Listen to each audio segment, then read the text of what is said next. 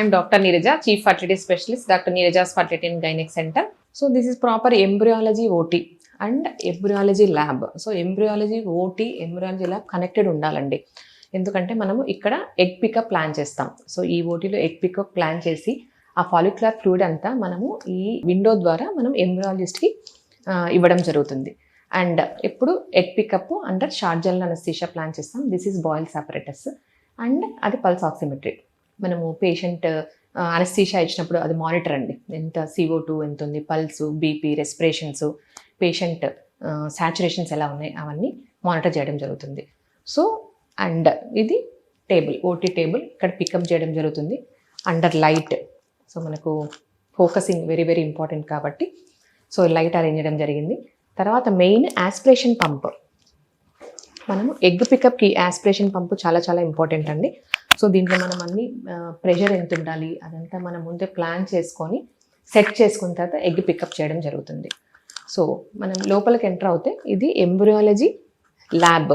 So once మనం pickup తర్వాత ఈ ఫ్లూయిడ్ మనం ఎంబ్రియాలజిస్ట్ హ్యాండ్ ఓవర్ చేయడం జరుగుతుంది.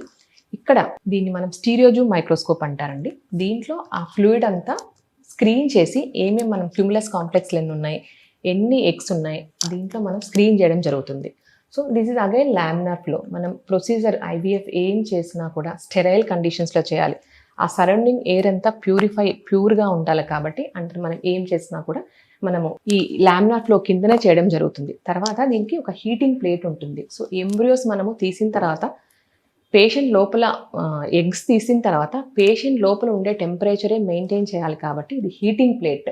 మనం హీటింగ్ ప్లేట్ మీద మనము ఎంబ్రియోస్, ఎగ్స్ కానివ్వండి, ఎంబ్రియోస్ మనమంతా స్టడీ చేయడం జరుగుతుంది.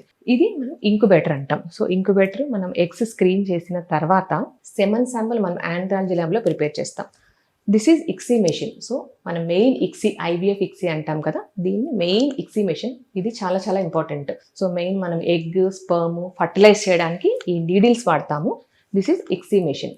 సో ఇక్సీ చేసి ఎంబ్రియోస్ ఫామ్ చేసిన తర్వాత మనం ఇంక్యుబేటర్లో పెట్టడం జరుగుతుంది. సో ఇంక్యుబేటర్ లైక్ ఇది మదర్ వూంబ్ లాగా. సో మనకు వూంబ్లో ఎలా CO2 ఉంటుంది, ఎలా మనకు టెంపరేచర్స్ ఉంటాయి, ఎంత pH ఉంటుంది, సో దాన్ని బట్టి ఇది డిజైన్ చేశారండి. సో ఇక్కడ మనం ఎంబ్రియోస్ 3 to 5 days కల్చర్ చేయడం జరుగుతుంది. సో దీని తర్వాత మనకు పేషెంట్కి ఎంబ్రియో ట్రాన్స్ఫర్ ప్లాన్ చేస్తాం. సో ఇది ఎంబ్రియాలజీ ల్యాబ్.